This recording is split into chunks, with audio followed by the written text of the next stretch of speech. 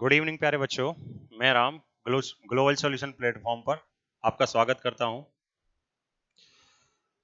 जैसा कि हम प्रीवियस क्लास में किसी टेक्निकल इश्यू के कारण हमारी जो वीडियो थी वो एंड हो गई थी, तो हम अपनी क्लास को वहीं से स्टार्ट करते हैं। तो चलते हैं बेटा।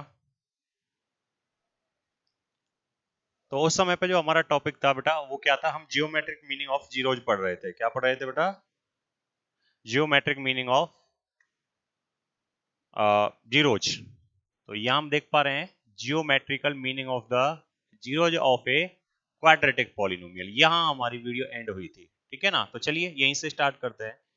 तो क्वाड्रेटिक पॉलिनोमियल है बेटा। क्वाड्रेटिक यदि पॉलिनोमियल है तो उसके कितने जीरोज होंगे? क्योंकि हम जानते हैं कि क्वाड्रेटिक पॉलिनोमियल की जो डिग्री होती है बेटा वो कितनी होती है? 2 डिग्री होती है, और जितना डिग्री होती है उतना उसका ही क्या होता है? जीरो होता है, ठीक है ना। तो हम यहाँ देख रहे हैं इसको जियोमेट्री में किस किस तरीके से प्रेजेंट करते हैं। तो यहाँ पे जियोमेट्री में हमारे पास क्या बेटा, एक एक्स एक्सिस होता है और एक क्या बेटा, सेकंड वाई एक्सिस, ठीक है।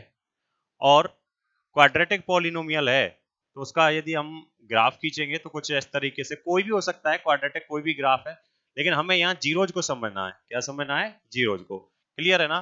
तो यदि हम देखें तो ये मान के चलिए वाई एक पी एक्स है।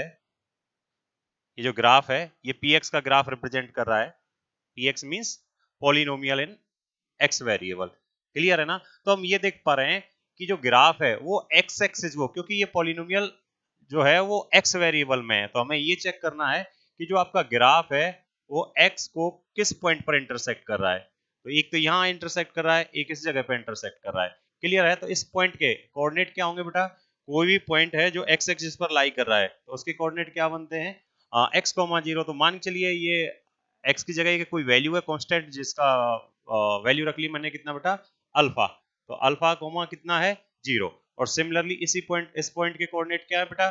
Beta comma zero. क्या है बेटा? Beta comma zero. तो यहाँ पे जो एक्स एक्सिस पे जो ग्राफ है वो एक्स एक्सिस को जिस पॉइंट पर इंटरसेक्ट करता है उस पॉइंट का एक्स कोऑर्डिनेट, उस पॉइंट का एक्स कोऑर्डिनेट जो होता है वो किसको रिप्रेजेंट करता है? जीरोज को, ठीक है ना। तो ये आपका क्या है? इसका एक्स कोऑर्डिनेट है, एक्स कोऑर्डिनेट,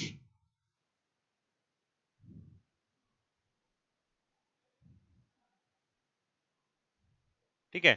और एक्स कोऑर्डिनेट जो होगा वो जीरोज को रिप्रेजेंट करेगा। तो यहां से एक जीरो क्या मिलेगा बेटा आपको? अल्फा। एक जीरो क्या है? एक जीरो तो है आपके पास ये वाला अल्फा। और इधर यदि हम देख पा रहे हैं तो यहाँ जो एक्स कोऑर्डिनेट है बेटा वो कौन है? यहाँ पे एक्स कोऑर्डिनेट है आपका बीटा। यहाँ पे जो एक्स कोऑर्डिनेट है वो है आपका बीटा। क्लियर है ना। तो यहाँ सेकंड जो आपका जीरो है वो क्या बनेगा बेटा? फर्स्ट आपका ये वाला जीरो है फर्स्ट, ठीक है ना। और सेकंड वाला जीरो आपका ये काम करेगा। क्लियर है। तो ये सेकंड जीरो। तो इस तरीके से हम ये चेक कर पा रहे हैं कि कोई भी क्वाड्रेटिक पॉलिनोमियल होगा, कोई भी क्वाड्रेटिक पॉलिनोमियल होगा तो उसका जीरो कितने होंगे? कितने जीरो होंगे बेटा?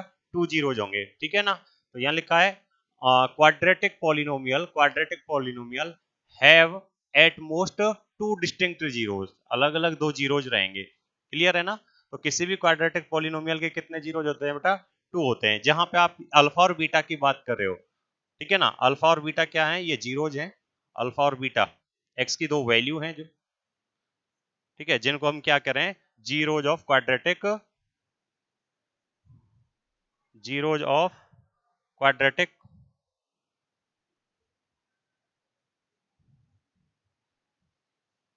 पॉलिनोमियल,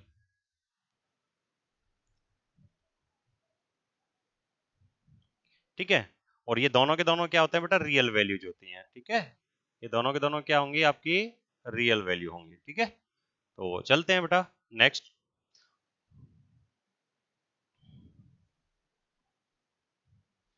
नेक्स्ट क्या था बेटा? अच्छा, यदि आपके पास अल्फा और बीटा जीरो है ऑफ किसी पॉलिनोमियल पी एक्स के which is variable in x, और कोई भी क्वाड्रेटिक पॉलिनोमियल है वो किस तरीके से रिप्रेजेंट किया जाता है बेटा? उसकी फॉर्म क्या होती है? A x square plus b x plus c.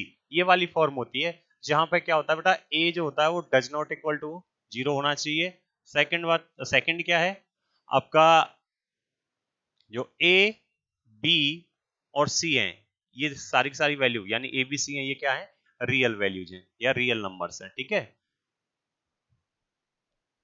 ये क्या है, रियल वैल्यूज, ठीक है। और इनको इन जनरली क्या कहते हैं, जो ए होता है बेटा, ए क्या है, ए क्या है इस जगह पे, ए क्या है, एक्स स्क्वायर का कोफिशिएंट। तो ए जो वैल्यू है वो क्या है, coefficient of x square, coefficient of x square, clear है ना।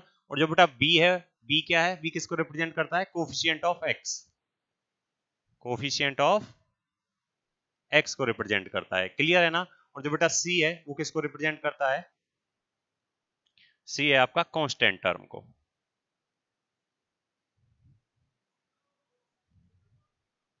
सी क्या है बेटा आपका कांस्टेंट टर्म।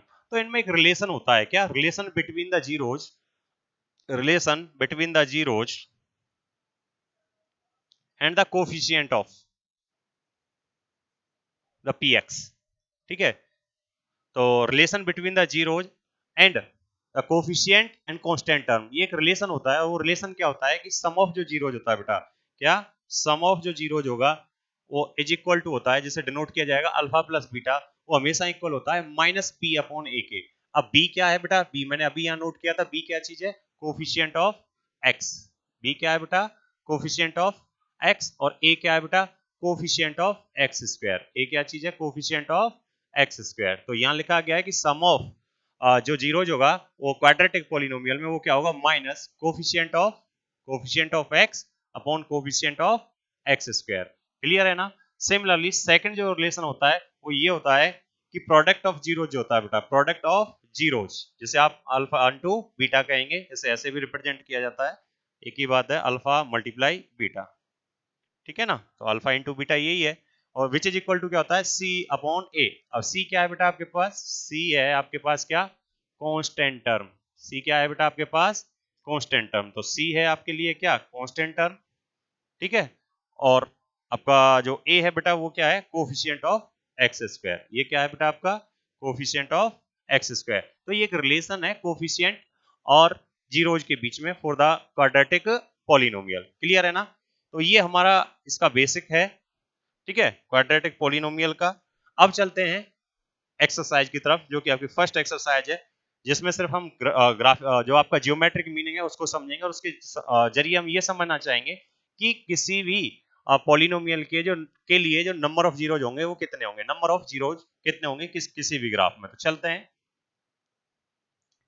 ये आपका एक्सरसाइज 2.1 है, ठीक है, जिसका फर्स्ट क्वेश्चन कह रहा है graphs of the y equal to p x. ये जितने भी ग्राफ दे रखे हैं, ये वाला ग्राफ है बेटा आपके पास, ये किसके लिए किसको रिप्रेजेंट कर रहा है, ये वाला ग्राफ रिप्रेजेंट कर रहा है y equal to p x को, किसका ग्राफ रिप्रेजेंट कर रहा है, y equal to p x का, क्लियर है ना। यहाँ पे भी ये किसको रिप्रेजेंट कर रहा है, ये वाला ग्राफ ही किसका है बेटा, y इक्वल टू किसका है, पी एक्स, यानी कि एक पॉलिनोमियल है जो कि इन वेरिएबल x है, P x mean in variable x। तो यहाँ वेरिएबल क्या है, वेरिएबल है आपके पास बेटा कितना है, x, ठीक है, ये x वेरिएबल है। और यहां भी सिमिलरली इसी तरीके से। तो अब ये यूं कह रहा है कि below for the some polynomial px find the number of zeros of the px, यानी कि जो ग्राफ है, इस ग्राफ के जरिए ये बताइए कि px के जीरो कितने होंगे, जो आपका पॉलिनोमियल है उसके जीरो क्या होंगे। तो जीरो क्या होते हैं बेटा, जीरो क्या होते हैं कि वो ग्राफ एक्स एक्सिस को जितनी जगह जितने प्लेसेस पे इंटरसेक्ट करता है उतने ही उसके जीरोज होते हैं, क्योंकि जितने पॉइंट पर इंटरसेक्ट करेगा उसी पॉइंट का एक्स कोऑर्डिनेट क्या कहलाएगा, जीरो कहलाएगा। तो हमें ये चेक करना होता है कि कितने पॉइंट पर एक्स एक्सिस को, क्योंकि वेरिएबल इन एक्स है आपका पॉलिनोमियल, तो एक्स एक्सिस को जितने पॉइंट पर इंटरसेक्ट करेगा उतने ही जीरो होंगे। तो जैसे कि फर्स्ट ग्राफ में हम देख पा रहे हैं, फर्स्ट ग्राफ में क्या देख पा रहे हैं बेटा, कि जो ग्राफ जा रहा है, ठीक है, वो एक्स एक्सिस को फर्स्ट एक प्लेस ये रहा, एक पॉइंट ये रहा, सेकंड पॉइंट बेटा ये रहा, सेकंड और थर्ड पॉइंट ये रहा, ठीक है। तो इन तीन पॉइंट पर क्या कर रहा है, इंटरसेक्ट कर रहा है। तो लिखेंगे since the graph of p x intersect to the x axis, किसको चेक करना बेटा, एक्स एक्सिस को, intersect to the x axis at three distinct point. So number of zero, इस केस में जो जीरो होंगे, number of the zero, number of the zeros बेटा इस केस में कितने होंगे, थ्री होंगे, कितने होंगे बेटा, 3 होंगे। क्लियर है ना? सेकंड ग्राफ में हम क्या देख पा रहे हैं? सेकंड ग्राफ को यदि हम देख पा रहे हैं px पॉलिनोमियल के लिए, तो ये x एक्सिस को सिर्फ 1 पॉइंट पर इंटरसेक्ट कर रहा है। ठीक है, कितने पॉइंट पर इंटरसेक्ट कर रहा है बेटा? 1 पॉइंट पर इंटरसेक्ट कर रहा है। तो इसलिए यहां पे नंबर ऑफ जीरोज क्या होने वाला बेटा? Number of zero. तो नंबर ऑफ जीरोज क्या होगा? ओनली 1। क्लियर है ना? नंबर ऑफ जीरो कितना होगा? 1 होगा। नेक्स्ट देखते हैं बेटा और भी ग्राफ। यहां पे इस वाले ग्राफ में देख पा रहे हैं, तो इस वाले ग्राफ में जो आपका px क्या है, ये जो ग्राफ है वो किसका ग्राफ रिप्रेजेंट कर रहा है बेटा? ये px का एक ग्राफ है, और ये ग्राफ x एक्सिस को कितने प्लेसेस पर इंटरसेक्ट कर रहा है? First, second, third and fourth. तो इसका मतलब कितनी जगह पे इंटरसेक्ट कर रहा है बेटा? ये 4 प्लेसेस पे इंटरसेक्ट कर रहा है। अब 4 प्लेसेस पे इंटरसेक्ट कर रहा है, तो हम ये कहेंगे कि इसके जो जीरोज होंगे बेटा, इस केस में जो जीरोज होंगे, इस केस में जीरो कितने होंगे बेटा? जीरो कितने होंगे बेटा? 4। ठीक है ना? कितने होंगे? 4।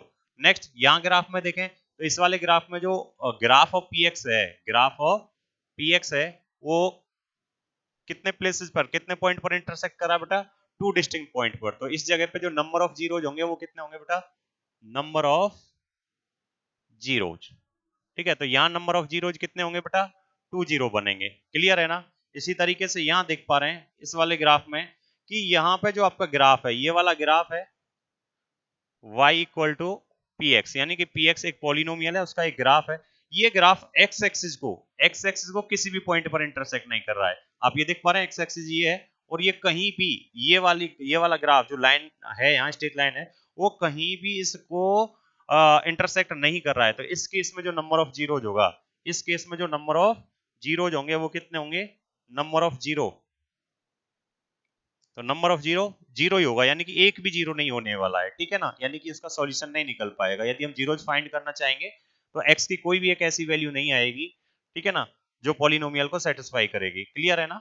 और यहां पर यदि हम देख पा रहे हैं, तो ये ग्राफ है आपका px का, एक पॉलिनोमियल का ग्राफ है। ठीक है ना? और यहां हम देख पा रहे हैं कितनी जगह पे इंटरसेक्ट कर रही है बेटा? कितने पॉइंट पर? 1, 2 एंड 3 पॉइंट पर इंटरसेक्ट कर रही है। तो इस केस में आपका जो जीरो रहेगा वो कितने जीरोज बनेंगे बेटा? आपके 3 जीरोज बन जाएंगे। क्लियर है? कितने बन जाएंगे बेटा? 3 जीरो बन जाएंगे। क्लियर है ना? तो हमने यहाँ पे जो बाई ग्राफिकली देखा था, तो किसके लिए देखा था कि एक पॉलिनोमियल था px जो कि इन वेरिएबल x में था। ठीक है ना? तो कभी कभी ऐसा भी हो जाता है कि एक पॉलिनोमियल आपको इन y में दे दिया जाए। किस में दे दिया जाए? y में। जैसे मैंने यहाँ लिखा हुआ है, एक graph of the of x is equal to p y are given in the below. नीचे जो ग्राफ दिए गए हैं, अब मैं ये कह रहा हूं कि ये ग्राफ है, ये पॉलिनोमियल पी वाई के हैं, यानी कि अब जो वेरिएबल काम करेगा वो कौन है? Y variable. यानी पॉलिनोमियल है वो इन वाई वेरिएबल है। किसमें बेटा? इन वाई वेरिएबल है।